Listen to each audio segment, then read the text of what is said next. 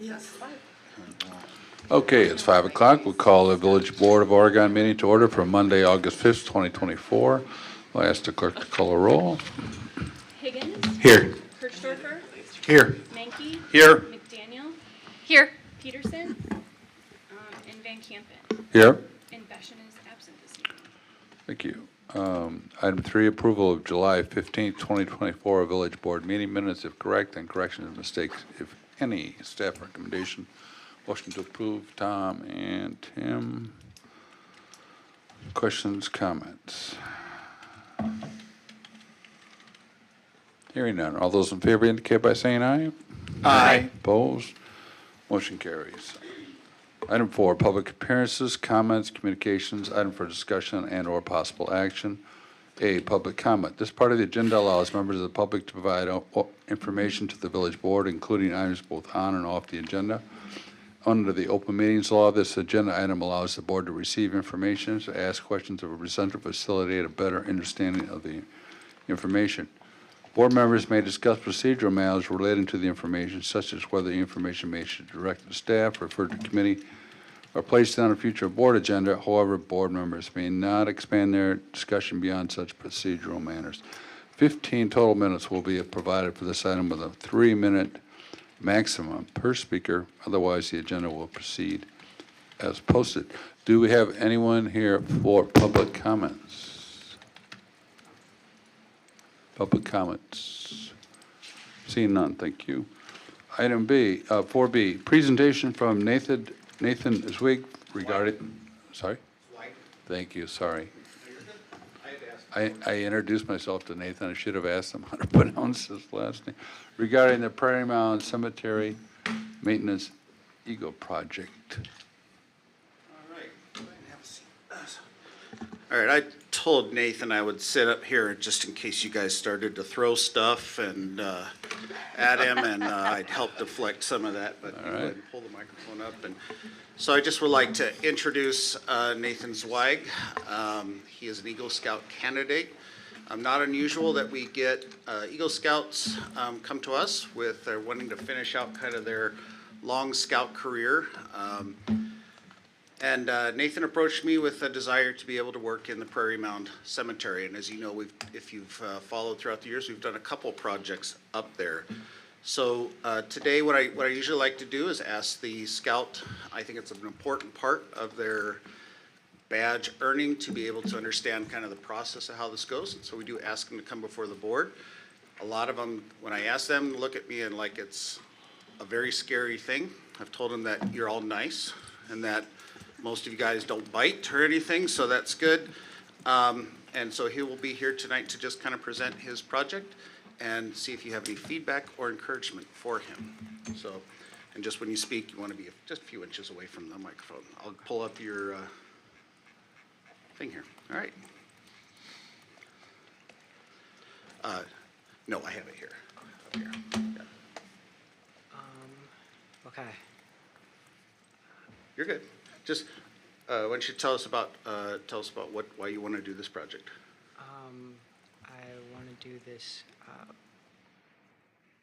There we go. project because it makes the cemetery look better taken care of, and it shows the people living here that we care about citizens after they've died. Why don't you talk a little bit about the on the first slide there, kind of what you're going to talk about tonight. I'll be talking about the Okay. area needing Could work. pull a mic? Yeah. Thank you. I'll be talking about the area needing work, the materials and tools needed, the project cost breakdown, the safety issues, and the schedule. Okay.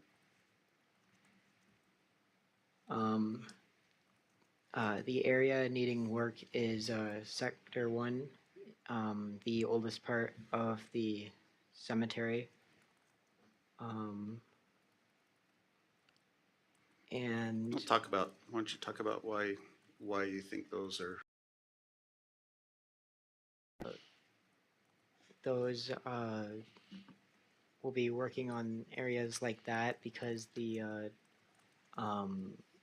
the headstones are leaning a little bit and are tipped over, and stuff like that. Yeah, just as a little background information, Section 1 is our oldest part of our cemetery. Many of those families, village, but not necessarily anymore have, family in the area that would, rarely do you see flowers and stuff being put up there just because you just don't see families connected to those graves anymore. And as a result, you can see time and freezing conditions and everything do cause, it's real noticeable when you get up there, isn't it? Yeah. And the supplies will need our food for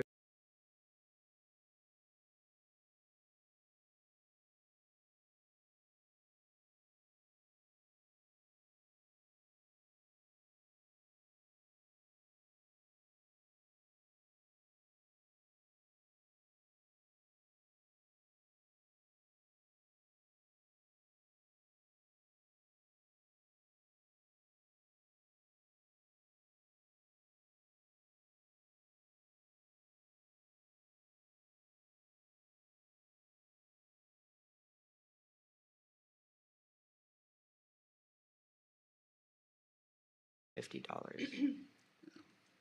don't you describe, don't go stay on that one there. Why don't you describe kind of how this type of thing works, or why do we need it? It works by the Kind of a lever, I think. yeah, the lever, and you push the lever down to raise one side, and you put the block in, and then that's one side raised, and then you do the same thing on the other side. Yeah, it allows you, it's really kind of cool. He brought this to my attention. It's really kind of a neat device, especially on, like you can see here, this Thatcher burial, which is not up in our area, hence the mountains in the background here. But actually, I think this is out from near the Salt Lake area, so that's probably the Front Range there. But this is kind of a neat device. It does allow you to stick it in next to the grave, and it's very strong. It's almost like a pry bar, but it's got some, I don't know, it's just the way it's set up allows you to kind of lift up that side, but then you have to be able to safely retain it. And the video, he showed me a video that then allows you to kind of work underneath it. Yeah. Yep. And do we have that yet? Yeah. So we got that ordered, and that's here for ready to go. All right. And the estimated cost of the materials are $80 to $100. And the supplies are $75 to $125. The tools are $1,150, and the estimated totals are $1,305 to $1,375.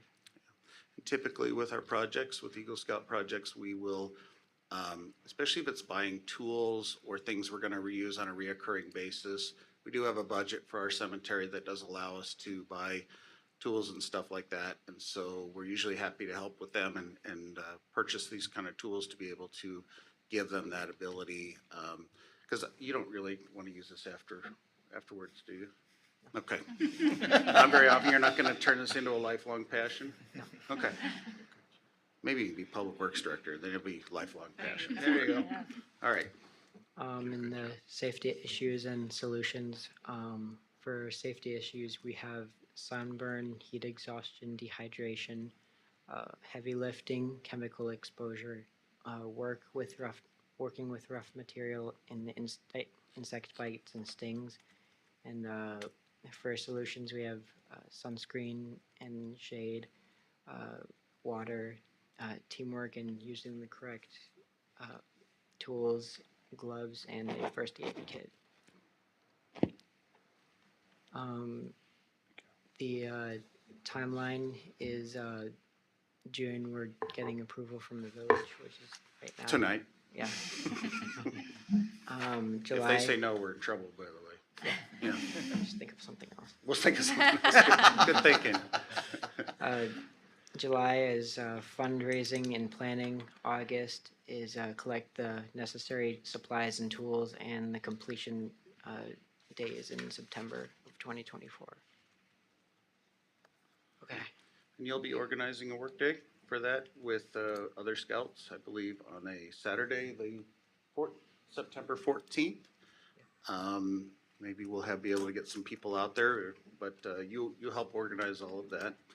And then we may even follow up with some additional stuff afterwards, maybe an afternoon afterwards, where I'll be able to bring some staff and equipment down there and be able to help them out as well with some of the larger stuff that we can't do. Yeah. You guys have any questions? Lynn, please. Nathan, how many of these do you think you're going to need to reset? Do you have an estimate on the number of headstones that you think you're gonna adjust? As many as possible, I guess. Okay. Yeah. When we did the last project, we were able to do maybe 6 or 8 rows. Oh, wow. Which was really nice. And then kind of this front area, and we're able to take out some big brushes and trees here. But yeah, I think some of it is there's some huge monuments, and obviously that's not something that even the jack we have can do. But you'll notice on some of these, like this one may be a little tricky, but you can also easily address the small ones to the side that say son and mother and father and everything. And maybe that's something where our crews will come back, be able to handle this, but if you look at, see these, there's a lot of them, along here that, so it's kind of hard, and it also depends on, some go easier than others, right? Yeah. Great. Tom? Did you say you already have the monument, Jack, and and that's coming out of the village budget, out of the public Cemetery works? budget, yeah. Cemetery yeah. budget. I ordered that just so we would have that Well, ahead it of makes time sense, but, to be ready for their project, yeah. okay. Go ahead. I just want to say, very nice presentation. It was very clear and good job. Thank you. Okay. I guess we should have a motion to approve the project. Tim and Lynn. I don't think there'll be any discussion, so all those in favor indicate by saying aye. Aye. Opposed. Motion carries. Thank you very much, Nathan. Sometimes you. I even Good ask job. them to come back later and give us a report how it went, but we'll see how that goes, right? Great. Yeah. Well, I was gonna say, Nathan, when you get your time for September, send it out to us, because maybe we'll stop by and Yeah. I've never straightened a headstone, and I feel like maybe I should add it to my That's a list of s- skills. A skill everyone should have. I think so too. Yeah. Awesome, thank you. Thank you all. Thank you for your help, Jeff. Okay, item 4C, public hearing on applications for Class B fermented malt beverage and regular reserve Class B intoxicating liquor alcohol beverage licenses. The following public hearings allow members of the public to provide information to the village board related to the subject at hand. Members of the public who desire to speak on the topic may be requested to complete and file a registration form with the village clerk to assist in keeping an accurate record of the proceedings. A time limit of 3 minutes per speaker is set unless otherwise modified by the village board. Comments from the public are encouraged to be concise and germane to the topic at hand. Individuals are encouraged to refrain from personal attacks. In the interest of avoiding repetitive testimony, individuals and groups with the same viewpoints are encouraged to appoint a spokesperson. Written testimony in the term of verbal testimony may provide at the village clerk and accept until noon today. All written testimony will then be forwarded to members of the village board, enter the board's proceedings, may not be read at the meeting. So the procedure here is, for a public hearing, is we'll open the public hearing, we'll hear any comments from staff if they have any. We'll have the applicant come up if they have any comments. Then members of the public, if they wish to speak to the matter at hand. Then we'll close the public hearing. Then we'll do that again for a second public hearing. So we'll start with 4C1, which is public hearing for application for regular Class B intoxicating liquor license submitted by Pro Artive LLC, doing business as Bad Art Company, located at 787 North Main Street, Suite 105. Applicant currently has a Class B fermented malt beverage license. Any comments from staff? I'm here for any questions. The process is kind of outlined in Joy's memo there. And yeah, here for any questions. Okay. And then if the applicant would come forward, please, Beth. Or Emma, I'm sorry. And feel free if you have a Hello. comment. Yes, I have brief comments. I'll try anyways. 35 feet deep. That's where all of the flow of the treatment plant will come. There will be 5 pumps located in that structure and pumped to the inside of this building, where we'll have a screen that'll remove trash and debris. And then this gray area on the outside of the structure is what's called a grit removal chamber. And that'll be removing inorganic sand and particles like that from the wastewater. All of that will be contained inside this structure and then conveyed to a dumpster that'll be picked up weekly. Early on, you may remember we had talked about this being the location of the main power service for the treatment plant and having a generator housed there. As a part of the design, I'm going to scroll back here a little bit, that did get redirected. So now instead of locating the generator on the far west side of the site, I'm hoping this works for me. Yep. The generator and main treatment plant service electrically will be coming into the existing blower building. That decision was made because it was a much easier to service location. There is available space in that structure, where the original layouts here were getting fairly tight, and we actually would have had to make the building a little bigger than originally planned. And just physically, it kind of gets that generator out of a visible location on the site, where over here it would have been more visible from the park. So that building now is just serving as a headworks building. Here's that front view, so all of the trash and receptacle will be located inside the building here and then able to be rolled out on a weekly basis for trash pickup. These are those 2 new final clarifiers. Again, staircase to get up. It'll be pumping wastewater up here, so that also was set up to accommodate future growth in the village. So if we ever have to add filtration or other processes kind of between the final clarifier and the UV disinfection, we then have the ability to do that without further improvement. And then this is that last structure. So this is where the UV disinfection will go. Small building to house the control system, and then it quite literally just a 3-foot wide channel. This channel right here is all that's needed to do disinfection of all of your wastewater. It'll circle back and then flow out, and this will be where we take our final measurement of how many gallons we're treating and take a sample of that for compliance with DNR. And then last view-wise, this is right from the kind of center of the park here. So there is proposed landscaping. This is a rough rendering of it. We'll be including allowance and working with the village to decide exactly what you want for trees there, but basically to try and block some of that new structure. All of this that you would otherwise then see is existing structures, and based on our estimation, those trees will do a good job blocking the 2 new final clarifiers as well. Some of this info you've already seen as well, but we did go through an equipment pre-selection process. So we took bids on, I think that's 8 items there. 2 of those you guys haven't seen before, which was the UV disinfection and grit pump. Both of those had to be bid out at a later date. But basically, got some very favorable equipment numbers coming in. You can see an individual breakdown, but basically compared to budget, it's about $240,000 less than we had anticipated.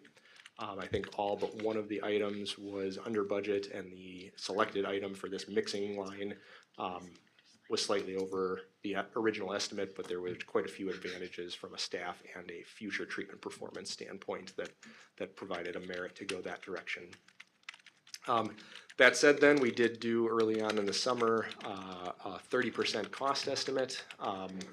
So previously, the overall project, I didn't even cover this in the renderings, we also include Richards Road, so you can see the numbers there. So the Richards Road lift station, which is right there on the corner of Main and Richards by Dorn Hardware, is going to be part of this overall project.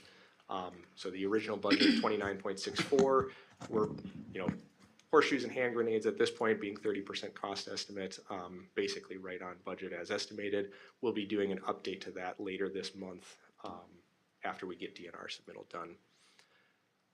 And last thing to cover is just overall project schedule. So DNR submittal end of this week. We're gonna be sitting down with staff to review plans and specs at the end of the month here.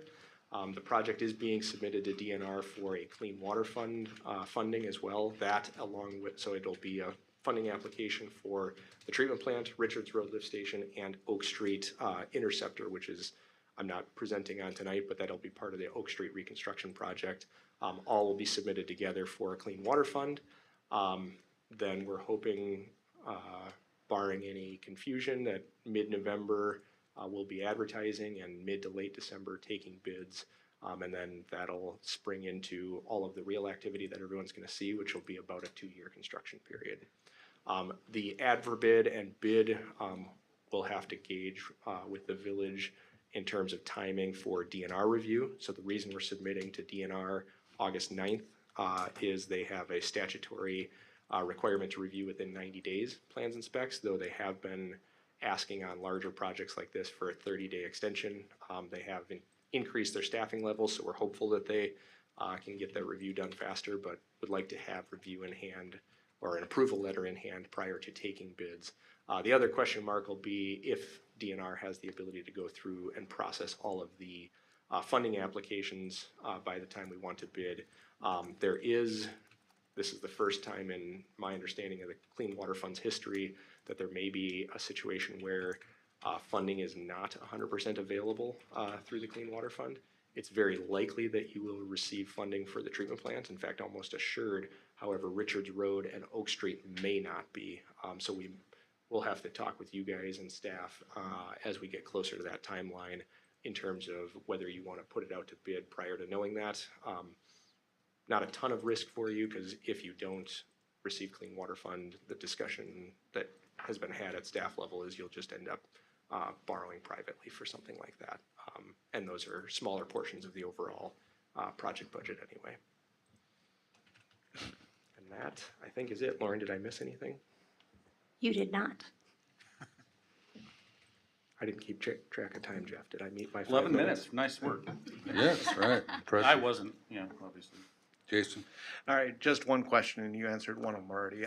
For the Clean Water Fund loan, the portion that we may not get funding for, is that because of a lack of funds, or is that? Yes. It Yep. is. So basically, what the DNR does every year is they'll create a scoring list. So we submitted an intent to apply last October for all of these projects.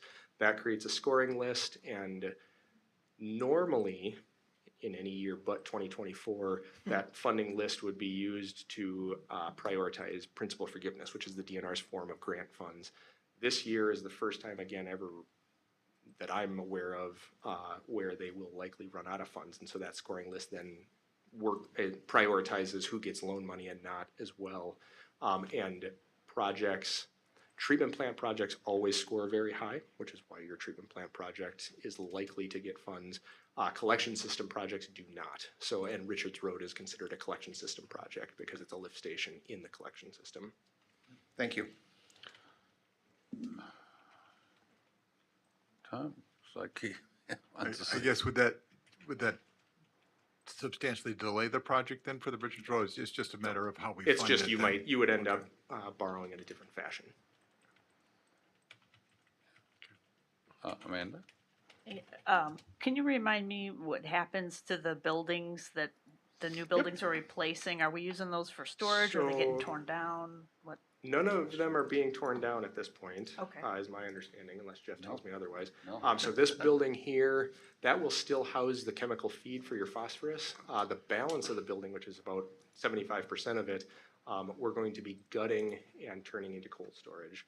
The other structure that's not on the renderings here, but the existing influent pump station, my understanding is The police department will be taking that over as storage as well. So we'll be gutting all of the interior out of it, filling in the really deep part of it, and then they get it.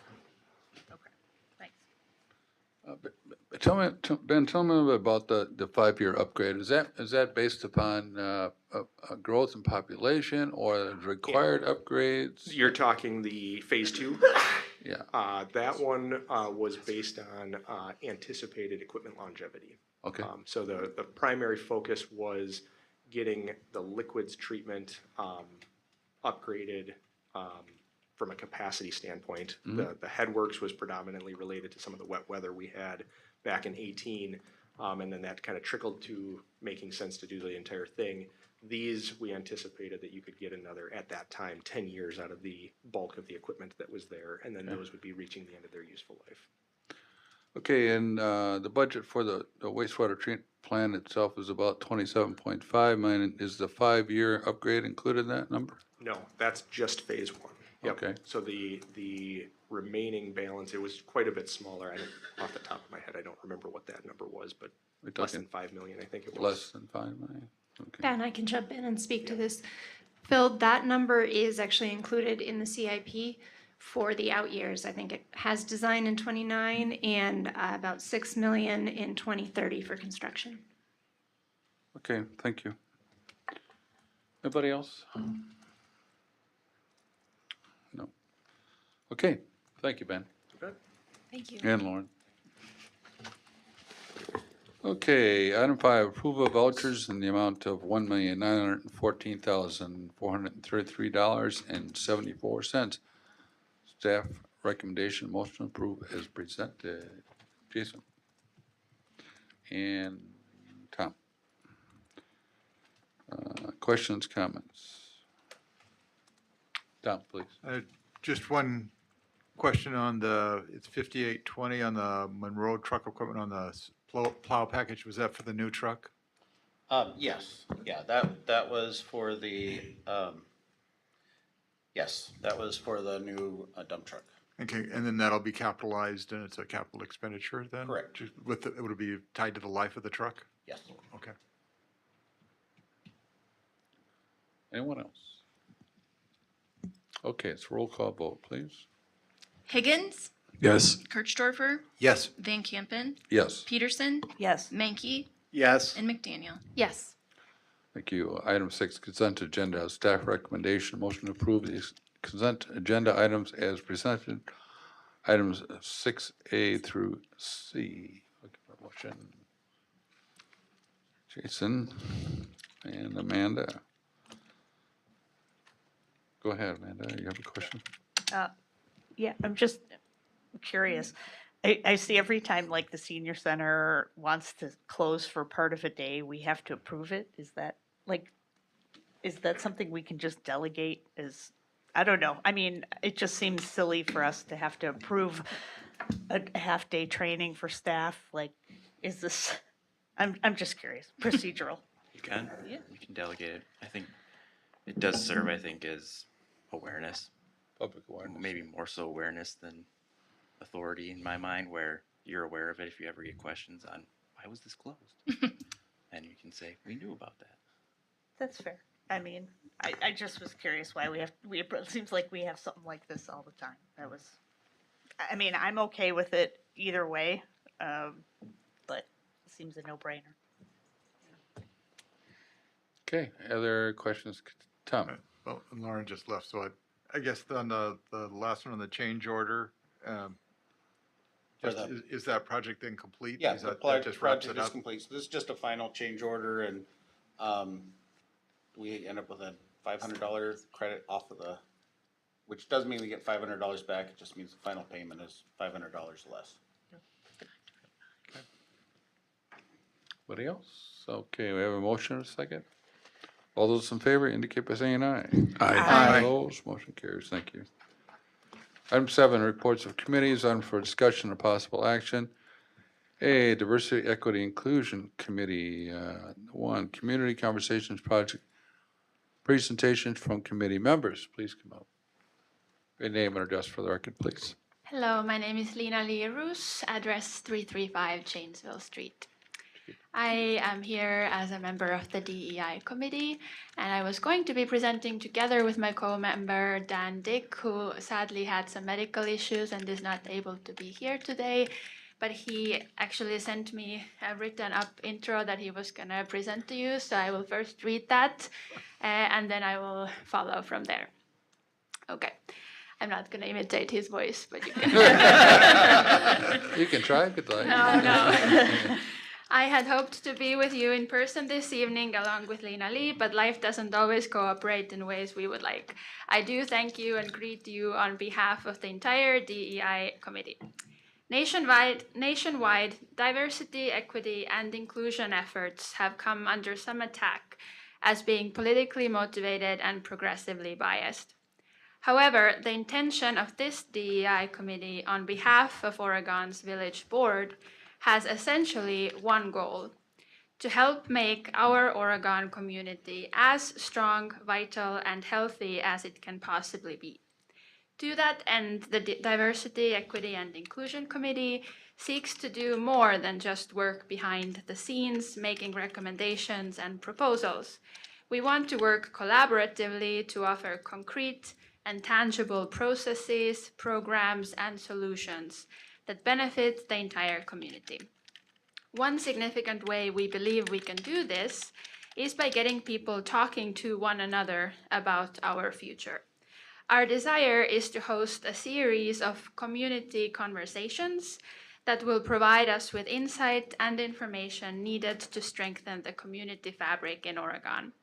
With the approval, support, and partnership with the Village Board, we would like to test a pilot project with board members, specifically focused on what it means to be community. The DEI committee worked on a process for the pilot project test that Lena Lee will share with you. It has no other agenda than to open up conversation, to stimulate thinking about the kind of community we want to be, and to provide a foundation for safe, respectful listening. With your approval, we will work to set and establish a date, time, and place where we can launch open and transformative conversations. And so I will briefly explain how we were thinking of what this community conversation would look like. So the process we have identified as a really good one for this, that Dan and others in the committee have experience with, is a forced choice selection, which basically means that people who are invited to be part of this particular conversation, which would be in this pilot project, the Village Board. So people who are there in the room would gather, then we would explain the process. And then we have about 5 to 7 statements that we will be reading, and those will be, each time that this happens, focus on different themes. But for this pilot project, our theme is related to what does it mean to live in a small town, because as DEI committee members expressed, they often hear phrases like, we just want to maintain Oregon as a small town, but if asked what is a small town to you, people weren't always able to answer. So some of the statements that we would be reading are things like, in small towns, people feel a greater sense of safety and security. Or in small towns, people are open to change. And then we will ask those gathered in the room to move to one side that is agree, or the other side that is for disagree. And then on each side, we also have a spectrum for strongly agree, or slightly agree. And then after each statement has been read and people have moved, we will ask them to pair up and share why they think this way. Do they have any examples for why this is like that? In some instances, we will ask people from opposing sides to pair up and talk about similar questions. And then after we have done this exercise, we will debrief together and see what people think about what they heard, what they learned, were their opinions different from what other people were thinking about small towns and small communities. Did they feel that they were heard and listened to? And what did it feel like in general? So this is kind of the process that we're imagining. Like Dan said, and like I said, this first conversation would be a pilot. So we would invite the Village Board members to be part of that. But then after that, we're imagining other parts of the community to be first maybe invited, and then we'll see if we want to open it up to broader community or not, and how that goes. And again, on different topics. So if you have any questions, I'm happy to answer. Lynn, please. Thank you. That was really helpful to understand. And I think it's a great idea, especially the pilot. The one piece that I wonder about, and I don't need an answer about, but I would just want DI to be thinking about, is that invitation process. How will we invite? Simply because lots of the methods that we use to invite people already, we get the very same people. And although those voices are so valuable, I think especially in a community conversation, we're going to have to get very creative about how those invitations are put out. And I'm glad that you guys are willing to take that on, because that seems like a challenge. But that would just be the thing I would be most concerned about. But otherwise, it sounds exciting. Thank you. And we'll take any recommendations and suggestions for such process. We have talked about definitely, for example, some teachers, students, parents, depending on topic, right? Or other kind of focused groups that would be, but those groups are really easy to reach. And so it will definitely take some thinking on how to reach some other groups. Great. Tim? So you bring a group of people together, you have a lot of conversation, it wanders off in a lot of different directions probably. What would be the output from that? Would there be a document created? Would there be thoughts shared that would be more broadly available to the community? What are your thoughts there? Yeah, thank you. So basically, we're envisioning that we have some people of us who are facilitating, and then some who are moving around the room and listening to the conversations. And together, both facilitators and observers will write up some kind of a document or sort of observation report. We don't know yet exactly what format that should be, but we definitely don't want to just keep these answers to ourselves, but we want to use them in a productive way. And something that we've always been thinking about as we're having this conversation is quantitative surveys are really good too, to see sort of what people are saying about certain issues. But these kinds of qualitative sort of like interview-like activities can be really helpful to understand what questions people have that we might not have even been able to ask in these kinds of surveys. So that's kind of the goal of hearing what are people thinking, what are some things that they find lacking in the community, what are some issues they would like us to address, things that maybe we in the DEI committee too might not even think of. So the goal is really to hear and understand, take notes, and then see what we can, if there are any actionable items that come out of that, then we would like to act on them too. But yeah. Anybody else?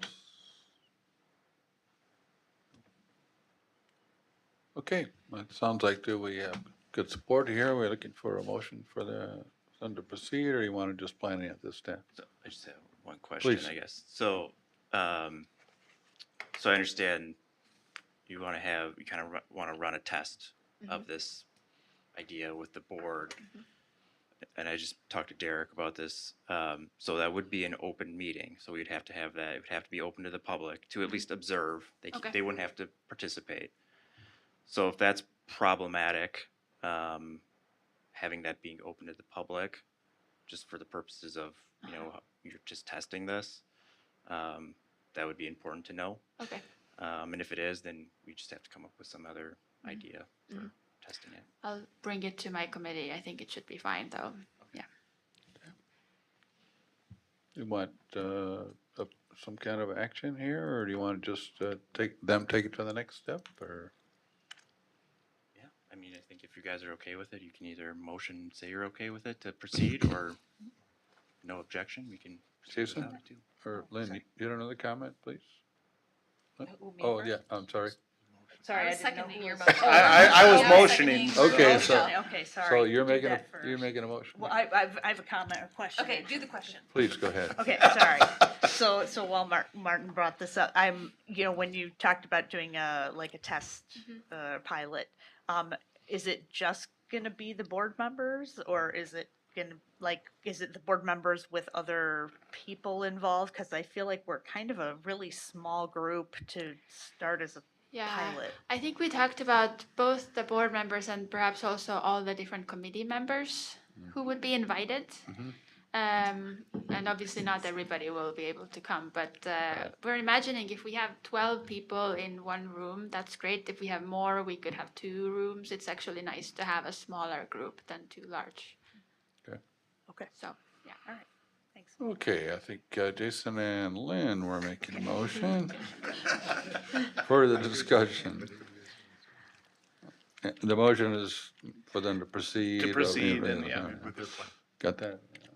Okay, all those in favor indicate by saying aye. Aye. Opposed, motion carries. Thank you very much for coming in. Thank you. Okay, 7B, I'm gonna let Amanda jump in here. Okay. Thank you. All right, 7B is Park Board. B1 is authorized submittal of grant application for UW-Madison Planning and Landscape Architecture 2024 to 25 capstone project for Conservation Parks Master Planning. Who wants to talk? You want me to go? Yeah. Why don't you start and I'll Sure. add a few things. Absolutely.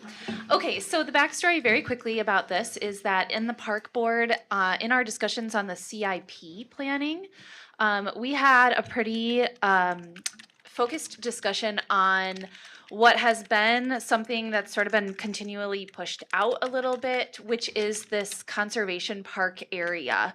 So we're looking at a collection of, let's see if I can get all of these. A little bit of alpine, Keller Alpine, Lerner, DiMaggio, Dega, and Florida Avenue. And West Side Park. And West Side Park. 5 of 6. I know.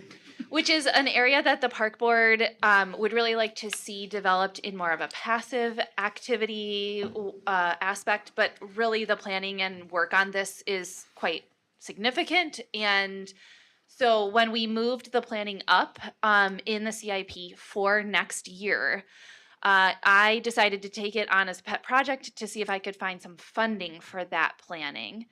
And unfortunately, there's very little funding out there for planning versus construction and implementation. So I talked to some people at CARPSI, and they pointed me to this program, which is essentially just a capstone program for UW-Madison graduate program for community development curriculum program. How many times can I say program? And so Jeff and Elise were so kind to jump in with me really quickly and get this application started. It's due by Friday. So if you're in favor of this, we would hope to throw it before the park board, which meets on Wednesday, make sure that they're good with it, and then potentially apply. It does not mean that obviously we would be granted this, but if so, then we'd get a team of graduate students who would come and do a good amount of the preliminary work, kind of taking that off of the shoulders of Jeff and Elise, hopefully, and at least give us a starting point as to where we could go in this area, what we would need, and specifically kind of what the site, what the community is looking at for this site. They could do a little bit of that work for us. Just a couple other points to add or clarify, Amanda.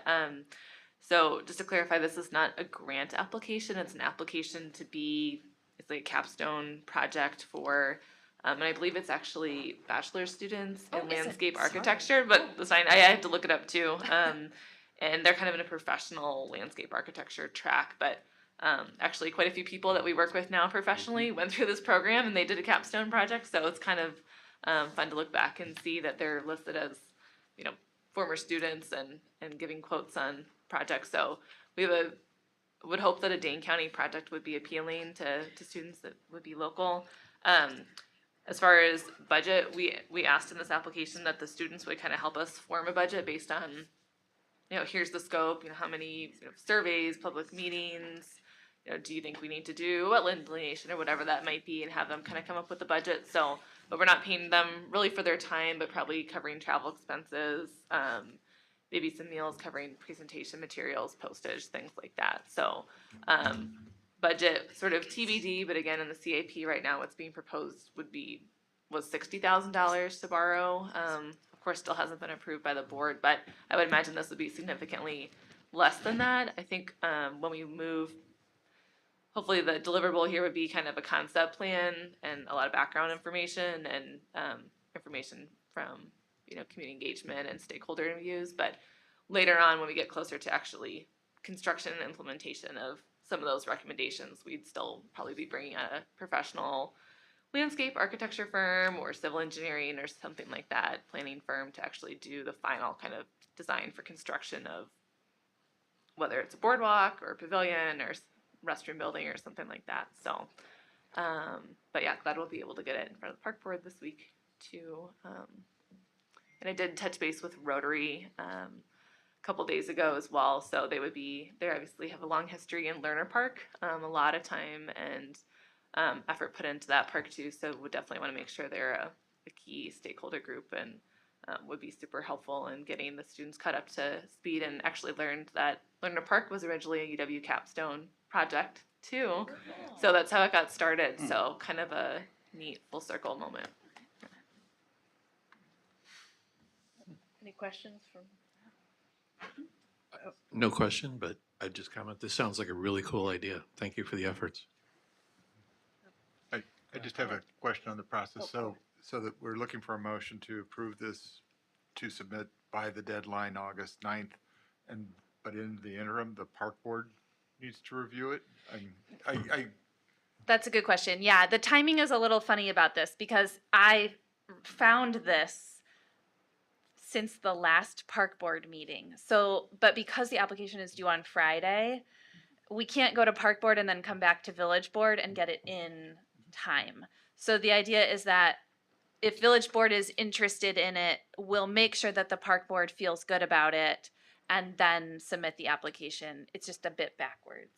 Okay, so our approval is subject to the park board's approval. I mean, it could be if. Is that? You could make it that way if you wanted to, but Is that- not necessarily. But that would be logical to give them at least some approval on it. Well, I mean, either way. I mean, it doesn't matter either way. I mean, you could subject your approval to condition that the park board approves it, or you could approve it and then the park board, whether they wanted to do it or not, you have authority over them, so it wouldn't matter. Sometimes this happens where it happens backwards. It's just timing. And I will also just add that the park board wanted this in the CIP, which comes to that's my other us. point. So it's sort of, we're doing what the park board wanted to do. We're just doing it in a different way than the park board had originally planned on it.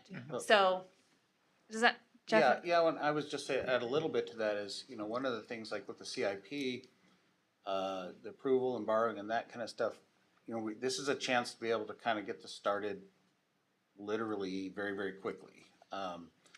And we definitely don't want to, and Elisa said this, don't want to act like this is a replacement over a professional master planning document. However, we do feel like with the expertise that Elise has, I have, and others, to be able to work with us, it's a great opportunity. It's a great project, it's a great opportunity, and this really just fits. When we're looking through the document and talking to them, it really fits well with that. I can't imagine the park board not supporting this. The only thing I think they might be a little concerned with, some members maybe, did we ever talk to the person? Maybe not. About whether or not we're trying to kind of do something halfway or a quarter way just to appease them, and that's not in any way, shape, has that ever been discussed in any of this.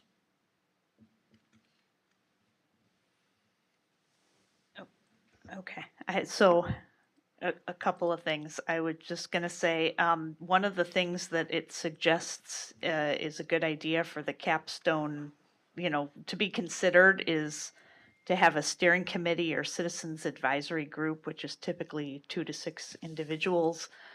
What were we thinking? Who were we thinking those people would be?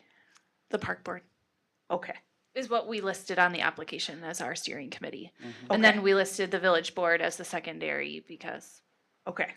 Just wanted to be clear about that because you talked about learner being involved, like the Rotary, thank you, being involved and things like that. And so I just wanted to, I didn't know if it was just the park board or with other people or. yeah, the application asked for additional community groups that may be a part of it, and we did list Rotary, so. Okay, thank you. That was my first one. The second one, I mean, I feel like as far as procedurally, as village board, we should say, yes, apply to this. If the park board wants to tweak it or put their stamp on it in some way, that's fine. But I mean, I think what we're doing is saying, yes, we're interested in pursuing this, proceed. And I think we have the authority to say that to them. So, am I continuing with this? Yeah. Okay, all right. I'll just finish this item and then I'll hand it back to Phil. Go ahead, No. Tom. Well, I was going to make the motion. Oh, please. I would make the motion that we direct staff to submit the application by the deadline August 9th. Okay, second? Anyone want to? Okay, Tim seconds. Any other further discussion? Okay, all those in favor say aye. Aye. Okay, motion carries. Thank you, Amanda. Yep. Okay, let's see. 7C, Planning Commission. Certified survey map applications submitted by Kismet Development LLC to divide Oregon Parks Neighborhood Duplex Replat Lot 7-225 Liberty Park Drive into a 2-lot, 0-lot line twin house. Commission and staff recommendation, motion to approve as presented. We've done a number of these. Anything to add, Elise? Okay, looking for a motion, Amanda. And second by Lynn. Discussion. Hearing none. All those in favor indicate by saying aye. Aye. Opposed, motion carries. Item 2, certified survey map application submitted by Kismet Development to divide Oregon Parks Neighborhood Duplex Replat number 10, 224 North Bergamot Boulevard into a 2-lot, 0-lot line twin house. Commission staff recommendation, motion approved as presented. Appears the same thing. Amanda and Lynn, all those in favor? Aye. Opposed, motion carries. I guess item 3 has been withdrawn because the county denied that. So we'll go to item 4. Ordinance number 24-18, ordinance creating section 9.07 sub 3 of the Village Oregon Court of Ordinances relating to the use of construction, repair, and demolition equipment. Commission staff recommendation, motion to approve as presented. Jason, as motion, and Amanda, staff. Anything add beyond that? Sure, I can give a little bit of background. So this has been on Jeff and my to-do list for a long time. So construction hours is something that we get quite a few calls about, especially near our residential subdivisions and other larger building projects. Often it's people coming in early and activity happening kind of the early morning hours. There's been sort of an unwritten rule of 7 to 7. 7 a.m. to 7 p.m., but nothing in writing. So we felt it was finally time to get that, get our arms around that in the ordinance and work with Derek to get a draft together, and then had this in front of the Planning Commission twice this summer. Appreciated all their firsthand experience in construction and building and design and all of that to kind of make sure that we were wording things correctly and addressing the issues that we want to address and not addressing other things like people's personal vehicles if they showed up to the work site early but weren't actually starting work, and use of hand tools. We don't want to also be targeting things like the weekend warrior kind of homeowners doing those projects, but really what are the main points of concern here. So gone through 2 rounds of review. Planning Commission recommended this at their July meeting, which was just later in the month, so that's why it's getting here to the August 5th meeting. But happy to take any questions. Tom? Just one, so in the event that someone identifies that someone is making noise or doing construction work, the complaint would go to the police department? Typically, right, since we're not usually working after 7 p.m. or before 7 a.m., so they'd be the ones to kind of check on the site, document. Obviously, we try to start with the education piece first, and if it continues, then proceed with enforcement. Tim? I've noticed a lot of construction crews set up music to play as they work. Would this say they can't start playing their music till after 7? I don't think it says that in here. I think that would just fall under our normal noise ordinance. Yeah, Right. be your normal loud noise. Right. It's not a construction activity. We could add no country western. I'm in. Is that legal, Derek? That's not legal. I guess it, yeah. Tom, please. I guess it also doesn't prohibit somebody from mowing their lawn or running a chainsaw in their backyard, just doing their routine home maintenance later in the night. Or snow blowing. Yeah, or snow blowing. Right. The weed So- whackers, the leaf blowers. Right. Yeah. Yeah. In general, we kind of distilled it down to anything that would require a building permit, any kind of activity related to that, or obviously kind of like subdivision, construction, paving of roads, blasting, that kind of thing. I like, Amanda, please. Go yeah, I ahead. like your emergency exceptions, you know, obviously if you need to repair a water main at 2 a.m., you're gonna use some equipment, sorry, you know. Correct. Or, but like, I don't know if that would also apply to like, let's say we get some severe weather and a tree comes down It would. and if people are Yeah. cutting up, okay, that kind of stuff. And we've All right. had that happen before. We do not cite for that. Okay. We go try to talk to the complainant. Okay. We have a motion second. All those in favor indicate by saying aye. Aye. Opposed, motion carries. Thank you all. Item 8, unfinished business. Item for discussion of possible action. A, new senior center facility design request for proposal process. I think we're going to probably a little discussion before I have a motion here. And I think Jeff Hine is here as the owner's representative. Do you want to jump in, Martin, or? You gonna take us away, Rachel? Well, I think we should really hear from Jeff because he's the expert in the room, right? So come on Calm up, Jeff. down, Jeff. But, you know, Come we're on down, left at a yeah. point, we're left at a point where, you know, it's time to start working on that RFP for design, and there are a couple of different directions the process for that can go. And Jeff can perhaps help us understand the pros and cons of a couple of different options. So, good evening.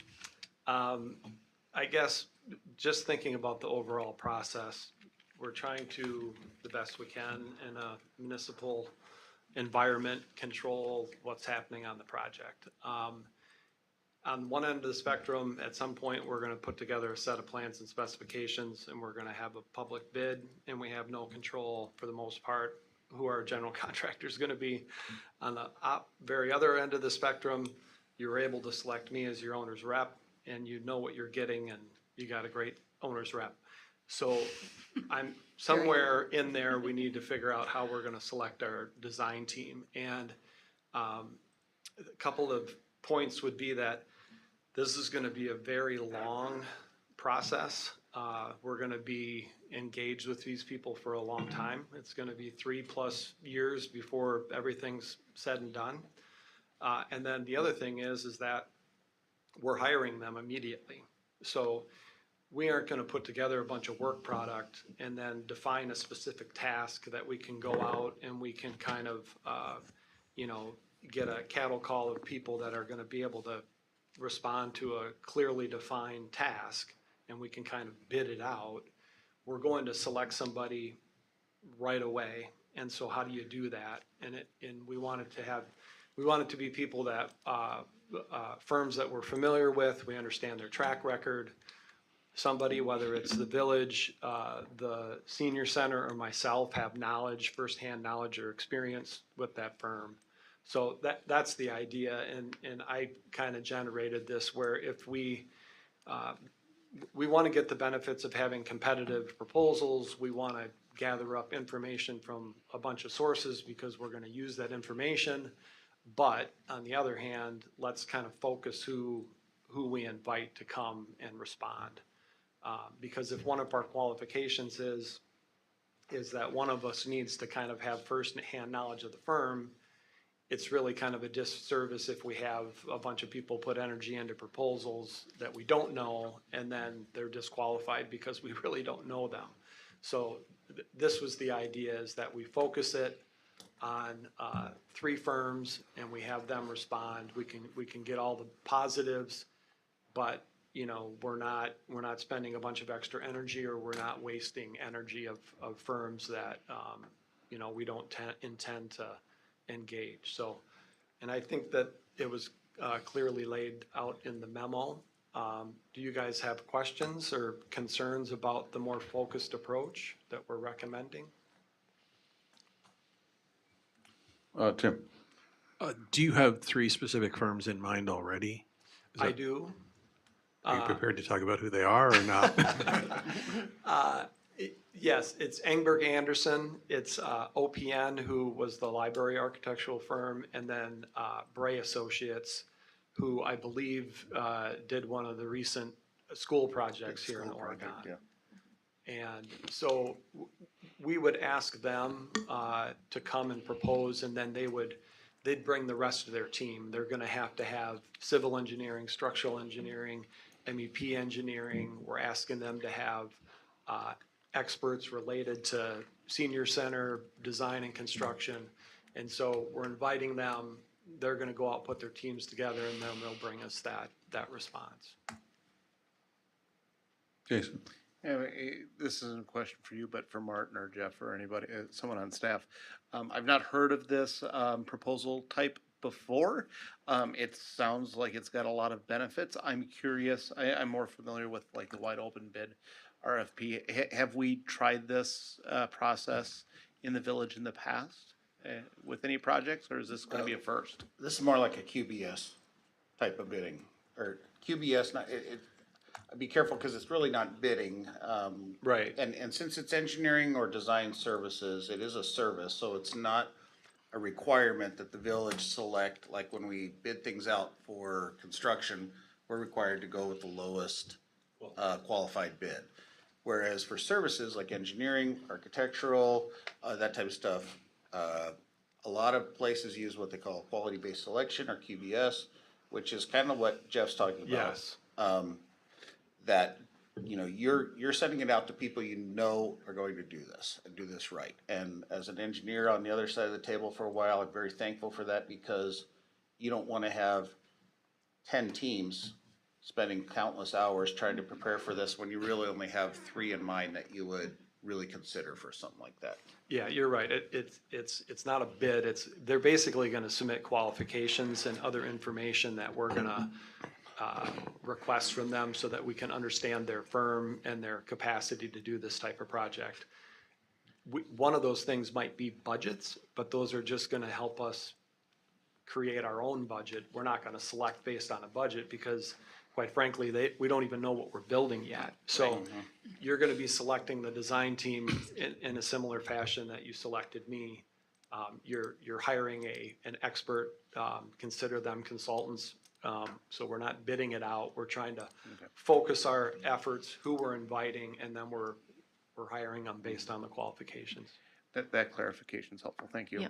And Jason, I would just add, I think we already do this type of process just in a less formal way with some of our like public works or planning type projects. So like, for example, public works, there's several firms that we work with on a regular basis. We're not necessarily putting it out to the world to bid out for, you know, road construction or design, thank you.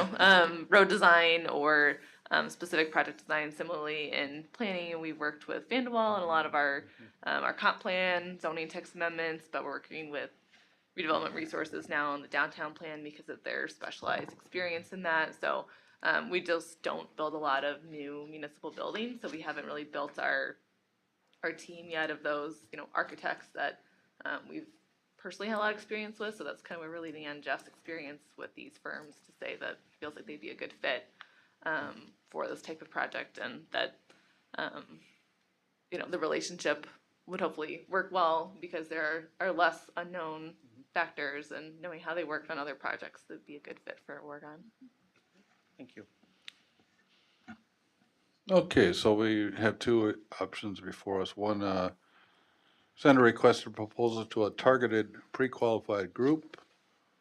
Or option B, that was option A. Option B, post an open request proposal to the world, as Elise just so eloquently put it. So we're looking for a Tom, please. I would make the motion that we accept option A, Okay. propose option A, and to send a request proposal to a targeted pre-qualified group of 3 architectural firms that would be responsible for assembling a complete design team. Okay. Amanda, second? Yep. Further discussion? Amanda? Yeah, I'm fine with this time. I think this makes sense because we're trying to not take so long. It's going to be a long project anyway. Although I'll just say, like, if we consistently do this, then we're really limiting who we do business with to only certain companies, and no one can get into that preferred group, right? So, I mean, I just wouldn't want us to do this with every single large project. But I feel like for this one, I think it's appropriate. But I do like the idea of an open process where more people can apply, for the record. Okay. Further discussion on the motion? Hearing none. All those in favor indicate by saying aye. Aye. Aye. Opposed, motion carries. Thank you all. Thank you, Jeff. Thank you.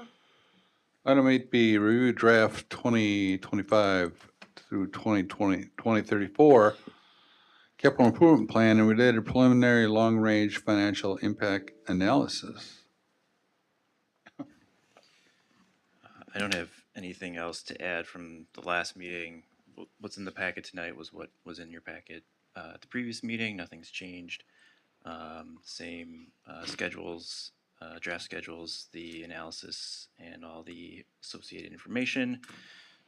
So this will be on for this meeting, and then it will be on for the next meeting on the 19th.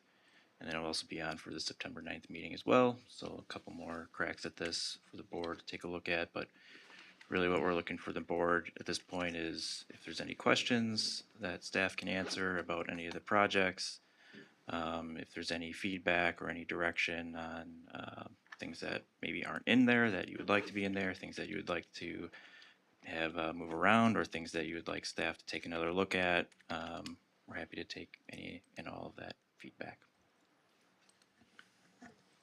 Will at some point we go from scenario 1 to just a scenario? We have scenario 1 and scenario 2 at this time. At some point we'll narrow that. Yeah, I mean, the only difference is just the business park costs. I think for now we'll just assume the most. We'll just assume option B because that's the more conservative one. But certainly, if the board had a strong opinion that we don't want to have those costs in there, we would not have those costs in there then. Lynn? So I have a couple of questions. My first question is, the 60,000 that we have set in the CIP for the conservation park planning, will we just keep that? What do we do if, for at least this year, we get selected? Again, all of that is like timed out. I don't quite know. Can we wait until we find out? Can you help me understand what we would do here?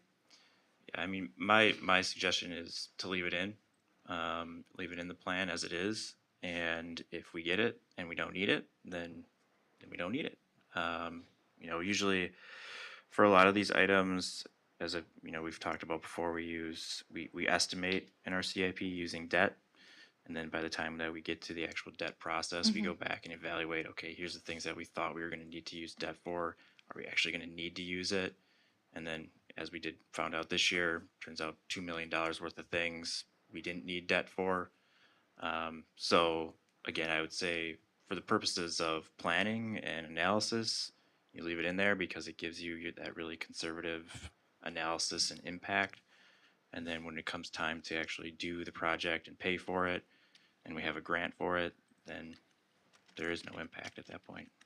Okay, so in layman's terms, you're saying that we leave it in, but that doesn't necessarily mean that we're going to borrow that money, just so that everyone can understand Yeah.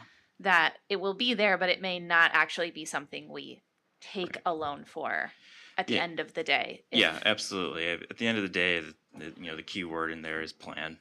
So it's just a plan, and this is what we're operating under the assumption of. Mhm. And then, for certainly for the out years, 26 to 2034 in this case, this board cannot make decisions for future boards for those years. Right. So it's certainly a plan. Now, obviously, there are decisions that you make today that heavily influence some of those decisions in the future, but you can make a decision for the future. But for 2025, what we do is once this plan is approved or accepted by the board, we take those costs and we build those numbers into the budget. So some of those numbers will, in the budget, they're basically numbers until they're funded. So they may be funded by actual revenue that we designate in the budget, but we may just be keying in like revenue from debt.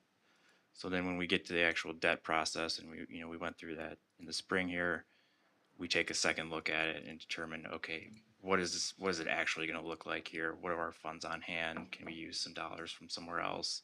And then we refine that and get it to be perfected. So, Great. yeah. Okay, and then I just have one more question. Can you come back and explain to me the Wolf Street Phase 1?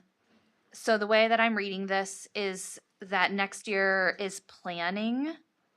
Next year is design. Yes. Design, yes. At 107 levied and 107 grant funded, so a Yeah, 50-50. It's a split cost. So since that's a jurisdictional highway, it's actually Dane County Highway. When we work on those projects, we split the cost with Dane County 50-50, both under the design and the construction. And then after construction, It becomes our ours. Okay. After it's been designed, built, and constructed. Yeah, designed, constructed. And that we broke this into two phases. Phase 1 will go past that intersection by Past Pleasant Oak, yes. the middle school. Yeah, so it includes the intersection design, which will probably be signalized or roundabout at that location. And so it'll carry, basically brings sidewalk and a urban section from Quick Trip Car Wash all the way down just beyond Pleasant Oak. Okay. Yeah. Thank you. You're welcome. Amanda. Yeah, so I was looking through some of the capital project purchase worksheets and things like that, and there's some things that jumped out at me, like one, for example, the Elving Gelstrom, I don't know if I'm saying that Alvin right. Kellstrom. Kellstrom, thank you. The KJ is silent. Okay. No, just kidding. The park, there's an ADA accessible water fountain with a dog bowl attachment, and I'm a dog lover and I believe in ADA accessibility, but I'm just curious, like where some of the requests come from. Is that like that, for example? That's actually a remnant from when we built the park 6-7 years ago. It was something that was kicked around, but it also involved us having to wasn't just as easy as just tapping in and, water main and doing it at the time and the budget and everything. So we just kind of said, we put it in as something we like to add in the park plan. And so a lot of these things through the park plan update, which was just approved this last year, kind of triggered a lot of these things to go into the CIP. Gotcha. So each park, if you look at it, has kind of the different amenities. Yes, and then what are recommended improvements. So most of that's taken from there. Some of these too, we went through and just if it wasn't added, like certain parks might be better suited for the pour in place surfacing versus others, just kind of based on accessibility. So we added, again, kind of our best guesses there, but each of these would have their larger projects have the design component first, usually with some kind of community input, going through park board, all of that to kind of determine what amenities are really going to be needed and used. And there's no water fountain there now.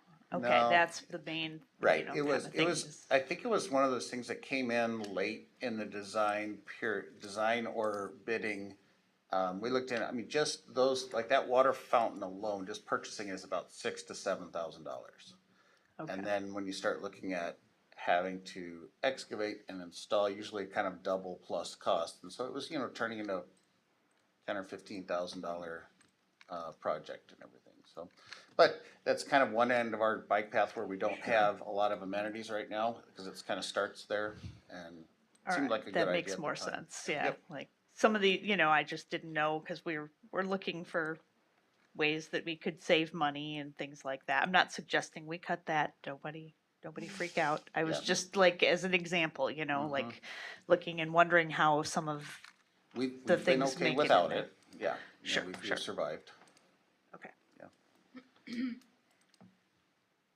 Okay, anybody else? All right, I guess we're gonna move on to the next item. Thank you, Martin. 8C, resolution number 24-23, amending the 2023-2025 Village Board Strategic Plan. Staff recommendation, motion approved as presented. All right, so this just reflects some of the conversations that we've had at the last couple of meetings in light of the referendum work, taking out some of the substantive goals that were in the plan, of course, adding in the referendum work.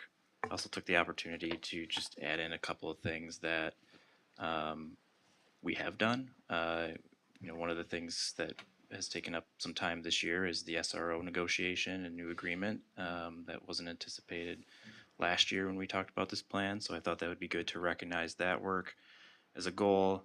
Another thing that was accomplished earlier this year was the composting partnership. That's a goal in our sustainability plan that wasn't previously contemplated in the strategic plan. I think that's kind of nice to note that in this plan is something that was accomplished. And then at the previous meeting, we talked about impact fees and making sure that we update those impact fees that are needing to be updated. That kind of dovetails in with some of our referendum work and just overall financial management. And I think those are some projects that that we should work on here through the end of the year into the early part of next year. So, and then another one too that we've talked about as part of our economic development discussions is extending TID 3. We'll be taking care of that towards the end of this year. So just recognizing that too. So a couple removals, couple additions, just reflecting some of the shifting sands of the last year. Amanda. On page 337 of the packet, Alright. there's an extra trustee that maybe needs to come out. I kept him in there, Derek in there because he Yeah. was part of the original strategic plan. That was Okay. when we developed this so last this year. is for the input. Okay. Yep. That's yeah. fair. Yep. Makes sense. I didn't know if you were trying to be accurate listing there, like current, you know what I mean? For a second, I thought you were trying to kick me off. No. Is No, that not you. That's why Is that a motion, Tim, or? Tom? I thought the cover memo did a nice job summarizing the changes within it. The one change that was within it that I didn't note was on page, it's on 349, which is the public input technology effort. That wasn't mentioned in the Yes. summary, just so that we all know that's still in there and it's included in. Yep. Yeah. Sorry, I was going to mention that too. Thanks for bringing that up. So this on page 349, this is just an edit to the hybrid meeting conversation that we had at the last one. So this goal here, explore and implement additional public input opportunities for village board meetings, that more reflects the conversation that we had at the last meeting of trying to identify a couple specific things for public input specifically. Okay, we're looking for Lynn. The only question I had following up on that item is when I read the time frame, am I reading it as if when we passed it last July? Because if that's the case, then should we put 12 to 18 months on that goal because it's been 12 months? Does that make sense? Yeah, I kind of grappled with that too on Okay. how exactly to do that. Yeah, we could put 12 to 18 months there if. Just so that the public knows we're still working on it. We, expect to have something hopefully in the next couple of months. Might help. So we're looking for a motion. This item, Tom and Tim. Okay, further discussion, yes, further discussion on this item? Hearing none, all those in favor indicate by saying aye. Aye. Opposed, motion carries, thank you. Item 9A. Items for discussion, possible action. A, resolution number 24-24, amending the employee handbook with regards to the calculation of overtime, reporting law enforcement contracts, and regular hours of public works.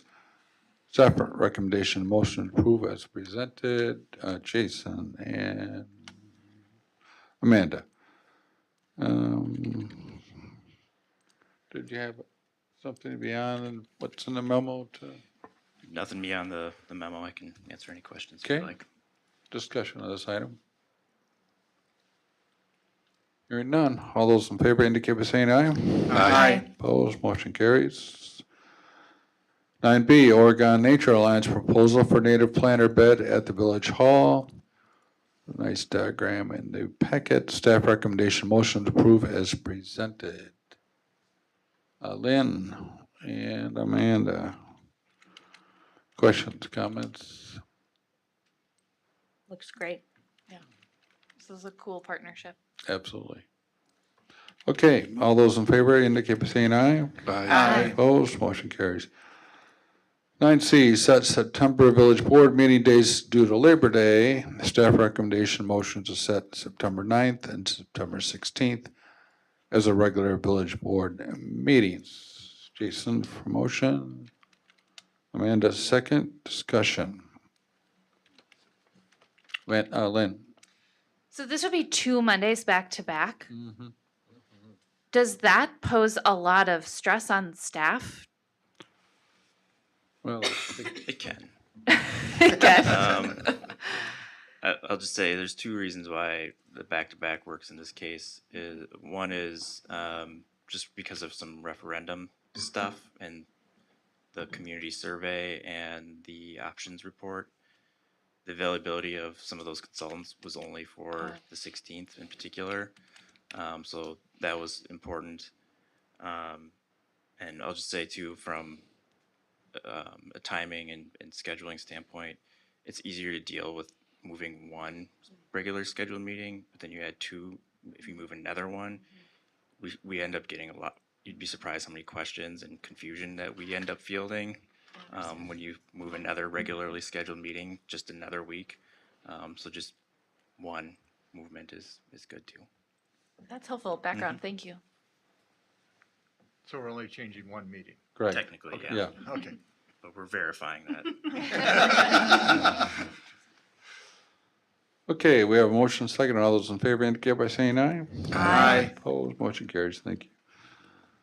Item 10, reports of village officers, department heads, and consultants. This is for information only. No action by the village board will be taken. A, village administrator report. Questions or comments for Martin?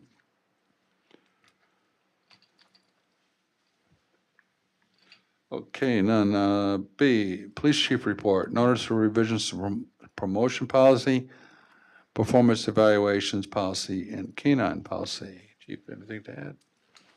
Yeah, so I don't know how many layers you want me to go into this, but as far as the promotion policy goes, we were doing a review of every single policy we have that's in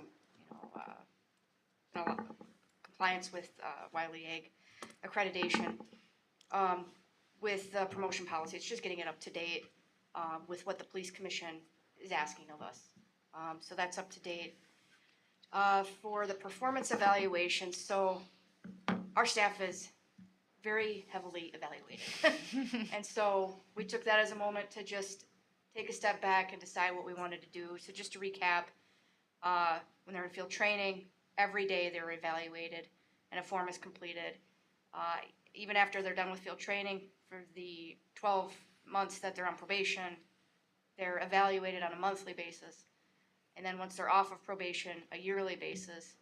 I think for your bigger agencies like Milwaukee PD, Madison PD, a mid-year might be a better place for that. You know, even outside of the evaluation process, our supervisors are watching body camera footage, they're reviewing all use of force, they're reviewing reports. So just felt like this was unnecessary at this point. I talked with our staff, we met. They just don't feel it's an effective tool. So that's a change I made. For what it's worth, it went over very well. They were happy because that allows them to be on the road more, patrolling our village. The canine policy, we were doing a lot of inspections, so we evaluated that and went with a less frequent inspection process. So happy to answer any questions about that. We're pivoting to a better website platform thanks to the work Candy's doing. So right now we can't post those, but as soon as we're fully on board with the new platform, all of these updated policies that are available to our staff 24/7 will be uploaded and available to the public. Happy to answer any questions. Questions for Chief? No? Well, thank you, Chief. 10C, Village Clerk Report, information about August 13th partisan primary election. Just what's in the packet. Here. Question- It's almost here. Questions?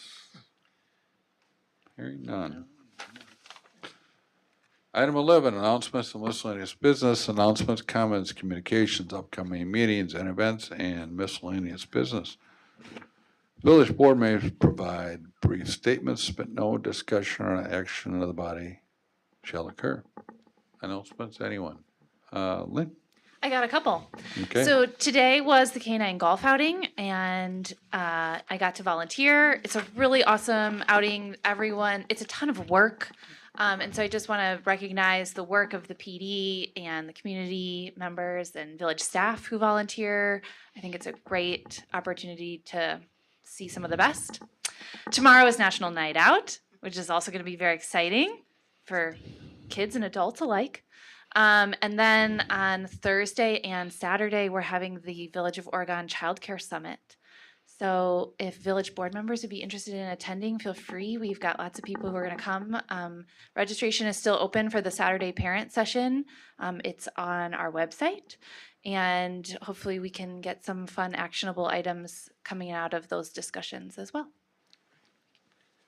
Great. Anybody else? No? Okay, 11B, future agenda items. Anyone? Hearing none. Item 12, closed session business. Items for discussion and or possible action under Wisconsin statutes 19.85 sub 1 sub E, deliberating or negotiating the purchase of public properties, the investment of public funds, or conducting other specified public business whenever competitive or bargaining reasons require a closed session. Attendance is limited to the village board and its discretion, and necessary staff, other officers. A, deliberate the investment of public funds, purchasing of public properties and related negotiation strategy for future economic growth and expansion of the village. Of note, the village will reconvene an open session for discussion and possible action on the following business. Commercial buyers agency agreement with Rudabesh Commercial Investment. So we're looking for a motion to move into closed session. Jason and Tim. This is a roll call vote. McDaniel? Yes. Mankey? Yes. Van Campen? Yes. Peterson? Yes. Higgins? Yes. And Kirchdorfer. Yes. Yeah, we are in closed session. Thank you.